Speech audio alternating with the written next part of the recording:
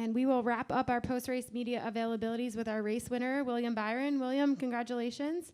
We'll go ahead and open it up for questions. If you have one, please raise your hand and we will get a mic over to you. We'll start with Dustin. Dustin Lupino, J-Ski. William, congrats on the win. Nate, you've won at pretty much all types of races now, but how important was it to win on a road course?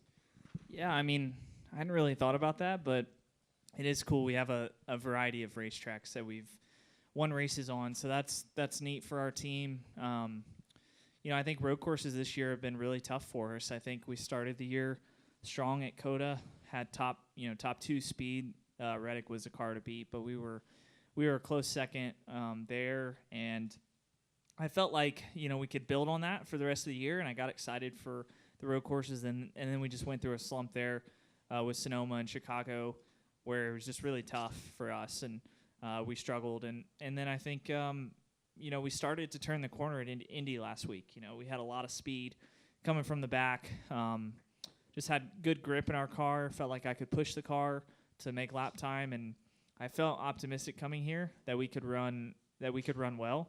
But Rudy kind of kept talking me down. He's like, okay, we just need to get a solid, top 10. And I think I really just felt optimistic that we could run well, but as soon as we got out there in practice and the way the car felt through some of the corners that are really important here, I just felt really good about what we had. So, just really proud of the team. It's cool to get that first road course win. It's taken a lot of effort. A big thanks to Max and everything that we've kind of put into it, and it's nice to see it pay off.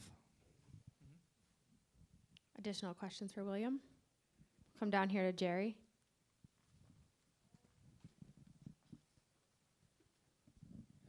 Jerry Jordan, KingTheTires.net. A couple of them.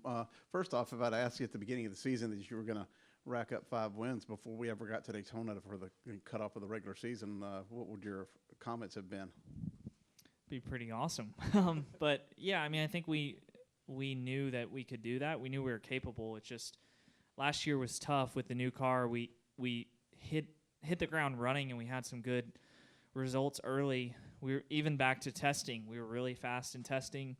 And then it seemed like the car evolved, and we struggled to kind of adapt and evolve with it a little bit through the summer, and in the fall we showed up with a lot of speed again. So I think in the fall last year saw a lot of potential. It was really us in the 11 throughout the playoffs in terms of average finish and running position, and I think the start of this year started to roll really, really smooth, and then we just kind of got into a rhythm.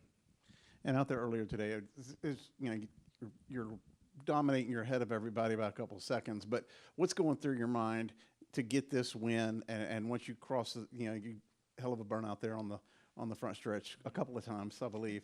So what were you thinking, and what was the emotions like for you?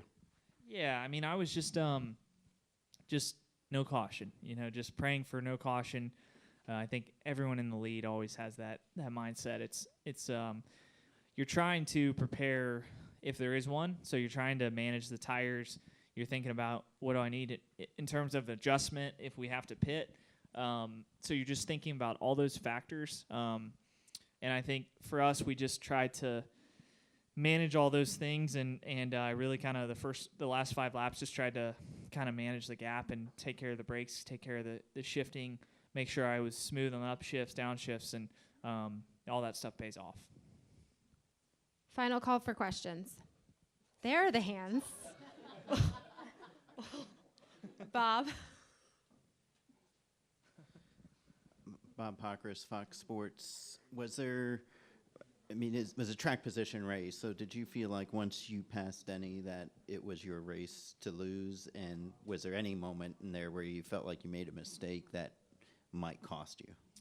Yeah, it was. I think this place is becoming more and more track position over the last couple of years. It's really fast paced, and the setups keep getting better.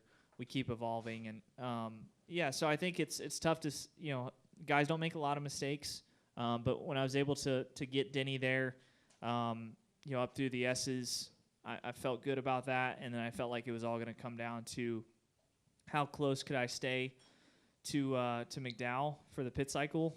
And I didn't want to burn through the tires too much.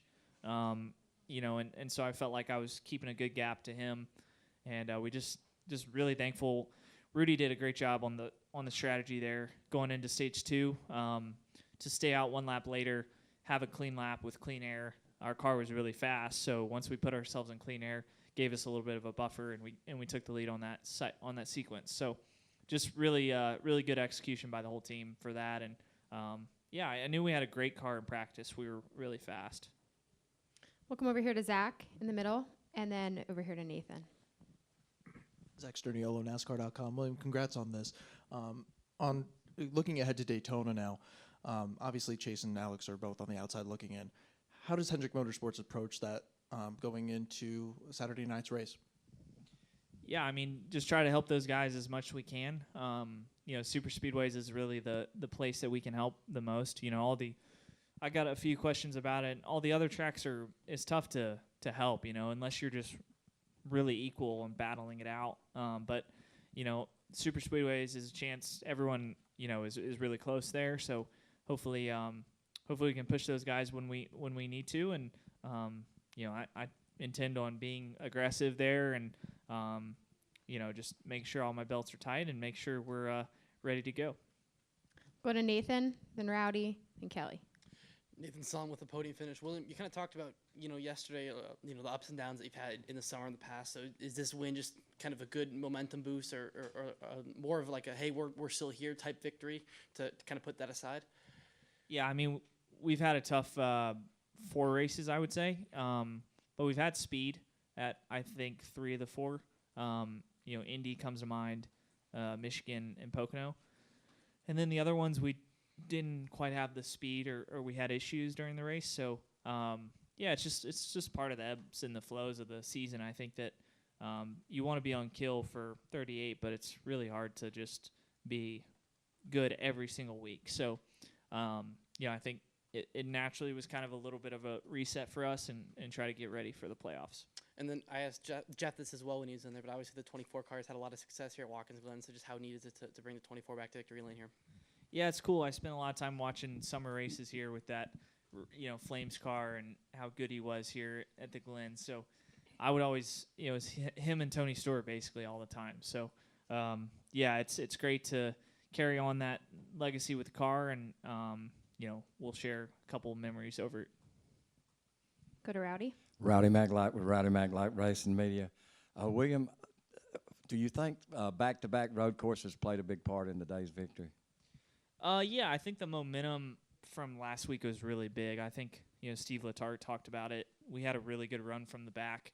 It was, it kind of went unnoticed because we finished 14th and there were no cautions. We didn't show much of anything there, but we just were passing people and working our way through the field and just felt really good about our car. So I think that momentum carried to this weekend and gave us some confidence.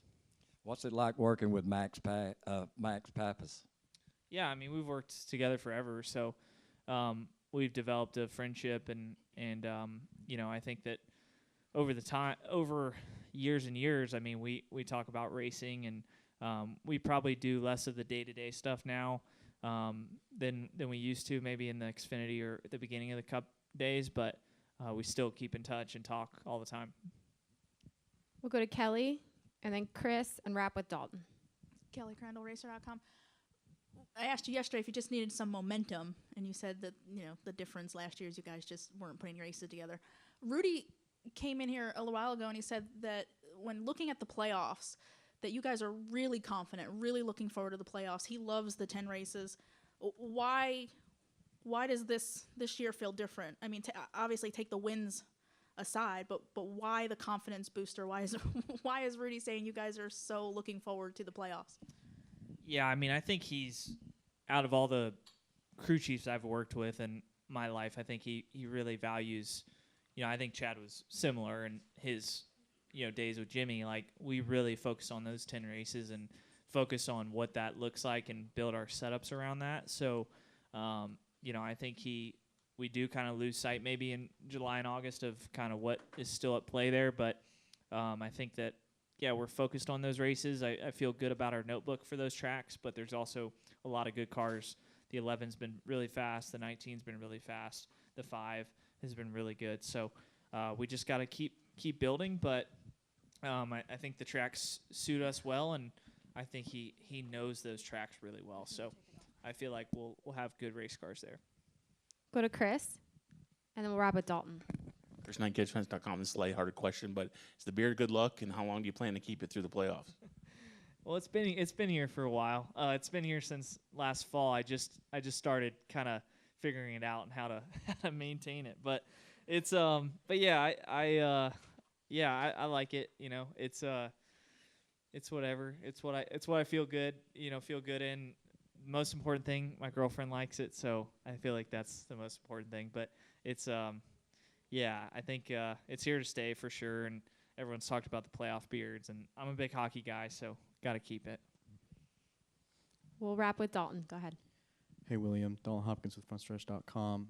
William, let's say that Chase and Alex don't make it into the playoffs after next week. How does that affect Hendrick Motorsports as a whole, as an organization, and does it even matter to you when you're going for a championship?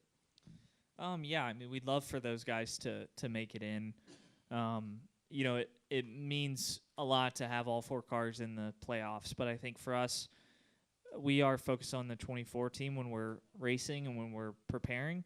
But yeah, we all lean on each other a lot for setups and advice, and kind of owe a lot to each team for, you know, everyone has their strengths and, you know, different racetracks that everyone's really strong at, and try to do the best we can, leaning on each team.